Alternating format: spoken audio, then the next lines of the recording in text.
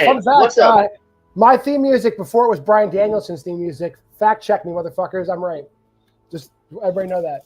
Just want everybody to know that. Ooh, Want everybody to know that. uh, yeah. Before Brian Nielsen, the real best in the world, Sean Sheridan Yeah, had it. it was So my theme fucking music put some first. respect on that name. Yeah. I think my first ever song was I think I stole the Kill Bill intro. That Anywho, hey guys, it's JPO, it's John. It's the countdown episode 79. I feel like it was 69. Hey, we're halfway through the year, so you normally like to, if you see the last couple of countdowns talking about our favorite movies of 2025, our least favorite movies of 2025. Now we're gonna narrow down a little bit more to the horror films of 2025. My list may be a little generic. That's why I brought in John. You know him from running Why We Love Horror. You know him from having Danielson's entrance beforehand. You know him as what happened to Milwaukee Beers. You know him as how you doing? All right, I'm doing great, JPO. I'm happy to be here. This is a topic I don't mind doing a top 10 list on. People can berate me about these top 10 lists all day. Horror top 10 lists, I'll do. hell yeah. Well, let's get to it. What's your number 10 so far of the year 2025? My number 10 is not, it wasn't a wide release. I don't even know if it had an actual release, but it did release on VOD. It is Borderline, Jimmy Warden's Borderline, starring Samara Weaving and Jack Nicholson's son and a bunch of other folks, Eric Dane. Yeah, it's a good movie. It's about a guy that has borderline personality disorder. He thinks he's in a relationship with a pop star, and he stalks her to varying degrees of success. It's a horror comedy. It's very good. Yeah, why not? No, that's a blind spot for me. I've heard it well to see because Nicholson I heard gives a decent chewy performance. Coming in at my number 10, Clown in a Cornfield. Sounds like a very Tubi title, but it's a little bit better than that here. Hey, new girl in town. Will Sasso's there. A lot of fun little town folks, and she comes with a group and stay away from those dastardly kids. There, they play pranks, and now one of the clowns coming back to kill himself. Kind of generic, but still fun enough for pass the time. Clown ski in a cornfield. What you got number 9?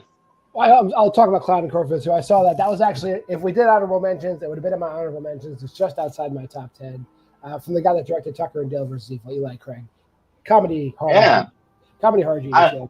When we're off there, I want to talk about something real quick with you about it. All right.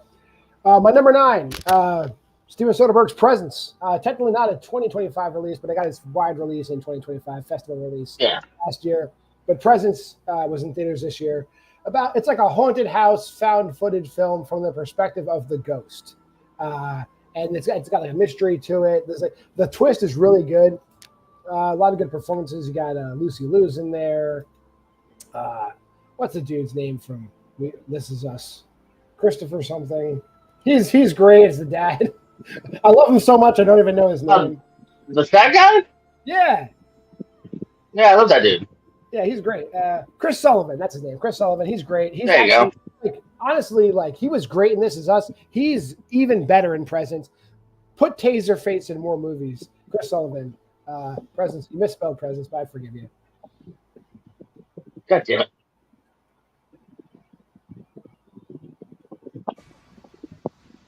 I just threw in like an extra C. Yes.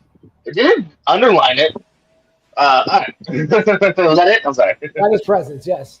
I mean, Steven Soderbergh doing this and Black Bag in the same year, crazy resume already. Good for you, dude. I've heard very polarizing things. I got to check it out because I've heard both ends of the spectrum on that one here. Coming in number 9, adaptation of the video game Until Dawn crashed my list here. Other than Pierce Romero, not really too much with the video game itself here. It's a different aspect of how they kind of keep time living, if you will. But at least I thought it was at least interesting throughout here. You know what I mean? I didn't mind the main couple female characters, and I thought they at least kept it going. Like I thought it actually zipped along pretty nicely here. So definitely not one I think will necessarily make it at the end of the year. But I thought it was a pleasant surprise because I wasn't necessarily expecting too much, and I thought it was decent. What you got number 8? Yeah, I didn't dislike Until Dawn. It's fine. It's just not in my top 10. My number 8, I Don't Understand You. Nick Kroll and Andrew Reynolds playing a gay couple on the verge of adopting a child, and a little misadventure in Italy almost stops them from adopting that child. I Don't Understand You. Definitely worth checking out. Have you seen it yet, JPO? No, I know what you're talking about. 'Cause I like Nick Kroll and I like that other dude, Andrew Reynolds. Yeah, So I will definitely will. it's so funny. It's actually one of the horror comedies. I mean, Hard Eyes might be funnier, but Hard Eyes isn't in my top 10. But I don't understand you is definitely very funny. Uh, ooh, uh, uh, uh, I have the monkey coming in at my number 8 here. Osgood Perkins. So I also thought, um, is he's in this? Yeah, I think actually he's really good in this. Actually, I like him in this. Personally, I hope he does more fun character stuff. Um, yeah, I don't. Again, very very dark film, but very funny as well. Like the opening setup with Adam Scott here. I did think I don't know. Maybe it just wasn't.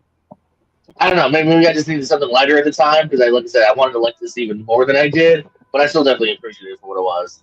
What you got number 7? My number 7, not a movie that a lot of people have seen. It is a foreign movie in Mexico. Parvulos, Children of the Apocalypse. If you can get your hands on a copy of it, it's definitely worth it. It's like a post-apocalyptic kind of Walking Dead kind of universe where 3 brothers, their parents have succumbed to the zombie epidemic happening, and it's just them surviving on like the ranch that the family has in Mexico, and all the twists and turns of being kids coming of age in the zombie apocalypse. Parvulos, Children of the Apocalypse, definitely worth watching.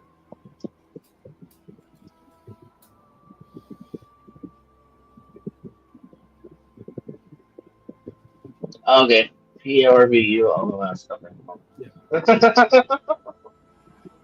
That's why you have me on here. I'm bringing things you might not have seen into the forefront. I love Parvulos, Children. Yeah, my only qualm is I wish you would pick things I could spell. No, but I know that's fine. Or talk longer so I can look it up. My number 7, Lee Winnell's Wolfman from the beginning of the year. Something I finally caught up to on the cock. Yeah, I think I like this a little more than some do here. I like it. It's a very very almost like one not necessarily one set piece, but like it's basically just one night as Christopher Abbott and Julia Garner, who I love from Ozark, moving into their new place or originally Abbott's old place, they're just going to it, and the slow burn of him kind of becoming this creature, and I don't know, a lot of the set pieces for me actually worked decently enough, and I enjoyed it. What you got at number 6? Number 6, a movie that's probably on your top 10 too. My number 6 is Final Destination: Bloodlines. The Final Destination movie we've always deserved. We finally got it. Probably my absolute favorite of the franchise now. They go all out with the kills, all out with the characters. Like there's some funny characters, there's some tragic characters. Like this is exactly what we should have been getting every single outing for Final Destination. It's a beautiful send-off to Tony Todd, and like easily head and shoulders the most entertaining entry in the franchise. No, good stuff. We'll talk about later. I don't know. You said you didn't have Hard Eyes on your list? Did not have it on my list. No, it's my number 11. My number 6 is Hard Eyes. No, I dug in here. Of course, you just got the 2 very charming actors at the center of it. Mason Gooding, who I absolutely love. Was in Screams, Olivia Holt. And then, just fun chase movie throughout it here. Again, I almost feel like I wanted to even next level love it. You got a little bit different style up in there, too, which I think he's having a bit of a renaissance next to Chucky. But I did have a decent amount of fun with it. We're now already in the top half of the list. What you got number 5? My number 5 is a movie I think I'm in the minority because a lot of people I know don't like this movie at all, but I love this movie. It is the directorial debut of Mark Anthony Green. Opus is my number 5. I think John Malkovich is killing it in this movie. All the characters are great in this movie. Yes, I understand it's derivative of Midsommar. It's derivative of all these other A24 kind of cult movies. But Opus holds its own, I think, in that space. And it's definitely worth watching again if you hated it, and worth watching if you've been told you hate it, and that's why the reason you didn't watch it. Rewatch Opus or watch Opus for the first time. Don't be afraid. Opus is a great movie. Yeah, no, that is one of the stuff on the list of something I need to check out. Coming in number 5, pretty star-packed Death of a Unicorn. One of the better 10-hour track movies the last couple of years. So hopefully she keeps finding more scripts like this. Paul Rudd, of course, Anthony Harrigan, who's in another movie I really like this year. I like the setup here. I love all the side characters here. Again, even more actors I can mention. And I had a decent amount of fun with this. Some qualms kind of in that second half, but still overall pretty darn good movie, I thought. What you got at number 4? Number 4, no surprise. This movie comes in just under the wire. It is a June release. 28 years later is my number 4. Our Lord and Savior, Jack O'Connell, is in this movie. He has the same initials as Jesus Christ, so why not treat him like Jesus Christ? Jack O'Connell, in the last 60 seconds of this movie, like catapults this movie to like a 4.5, 5-star movie for me.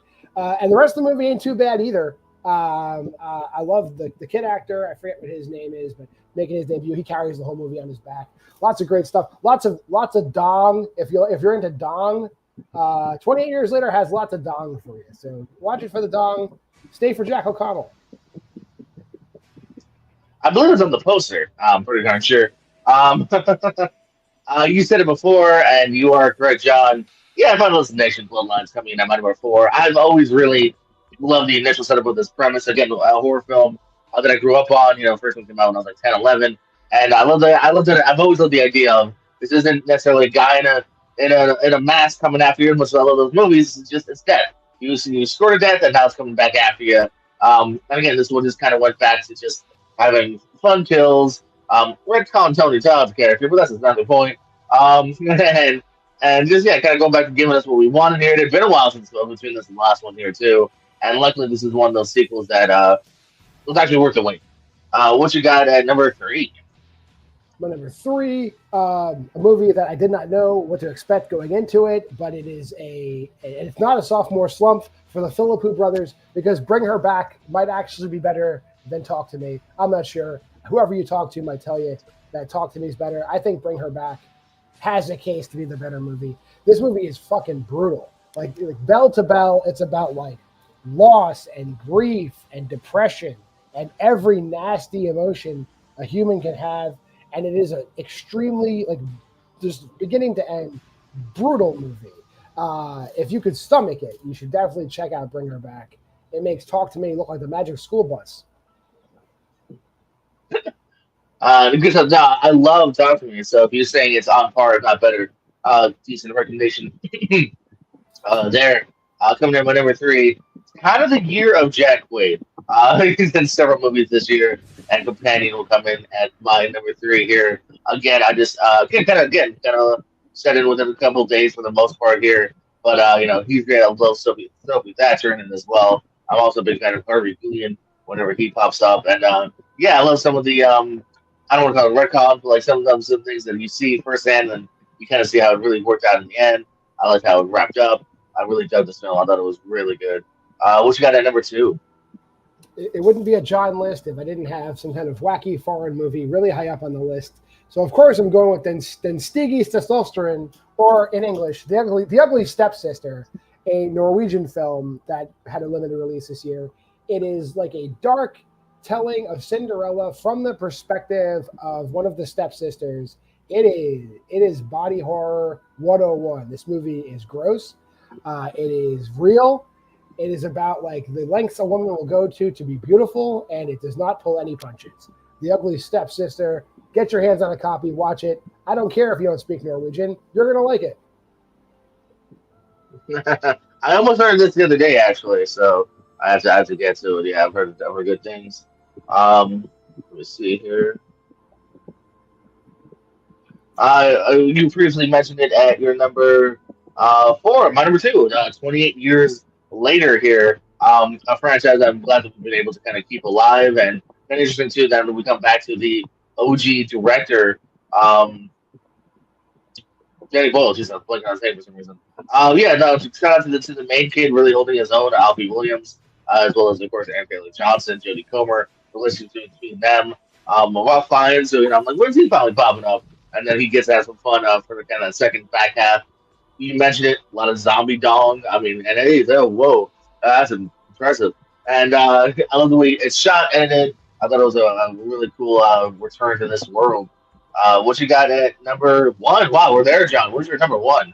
I think we have the same number 1 movie, because this movie is not only the best horror movie of the year. At least give this man Best Director, you fucking cowards. Ryan Coogler's Sinners is one of the best movies of the year, horror or not. Everything you could want, like great characters, great music, shot great. Jack O'Connell's in it. Did I mention Jack O'Connell's in it? He's in the movie. Enough reason to give this. Shower Ryan Coogler with Oscars, throw them at him, let him catch them. Sinners is undoubtedly, like, if it's not your favorite movie of the year, you're probably fucking dead. I mean, hey, don't try to predict me, but predict me correctly. Yeah, Sinners is number one. That stands for both. I mean, if anyone had watched the previous episode of this for the best of, shouldn't be surprised that my best of is also going to be the best of here, obviously, because it's a horror film. Yeah, big shout out to Ryan Coogler again. I'm very interested in a director that take big swings is not necessarily something you necessarily take from him. Sports, comic books. He's now done a great horror film here, and again, the shot, cinematography, the unique concept in it, as well as the vampires, it all really works well. Shout out to the second best Jordan actor out there, first me, then Michael B. Jordan, giving dual performances here as well, and a great side cast around them. So, and a really great opener. You kind of see a bit of the opening there, and not only the ending, but also the very kind of like addendum ending. Great little post scenes. One of the best ones over there as well. So, yeah, Sinners, we do agree on it being number one of the year so far, and a very solid chance at the end of the year as well. How good it is. So if it's not number one at the end of the year, good job on that movie. I really want to see that movie, whoever that might be. Yeah. John, your list was long, so I had to ticker it. Would you like to go over it? Or long titles. Number 10, I had Borderline. Number 9, Presence. Number 8, I Don't Understand You. Number 7, Parvula's Children of the Apocalypse. Number 6, Final Destination, Bloodlines. Number 5 is Opus. Number 4, 28 Years Later. Number 3, Bring Her Back. Number 2, The Ugly Stepsister. And number 1, Sinners. Probably number 1 of the decade, Sinners. Let's go. For me, we got Cloud in the Cornfield. Number 10, number 9. Until Dawn, number 8, The Monkey, number 7, Wolfman, 6, Hard Eyes, 5, Death of the Unicorn, 4, Final Destination, Bloodlines, 3, Companion, 2, 28 Years Later, and number 1 was I Agreed, Sinners. So for some reason, like John said, if you've seen Sinners, stop it, stop it, go see it. John, we're there. Good list here. Look forward to checking out some of these. And any plugs or parting words? You can find me at Why We Love Horror. It's right there, WWL Horror here on YouTube. Plenty of great shows over there. JPO shows up often. If you like him, you'll find more content over there. That's where I'm at. And Facebook and YouTube and TikTok. When I go back to TikTok, it'll still be WWL Horror. And you'll see me all over the place, but that's where you see me the most on my channel. Hells yeah, as the cool kids say. And yeah, stay tuned to this. We're always having some fun over here at the Periscope where there's trivia, like quiz and less regular ASAT. The teams tournament, don't worry. It has some laptop stuff, but we'll be figuring that out sooner or later. So the teams tournament will definitely be getting hot and heavy getting pretty soon here. So yeah, stick around, and I guess we love you more than you'll ever know. All right.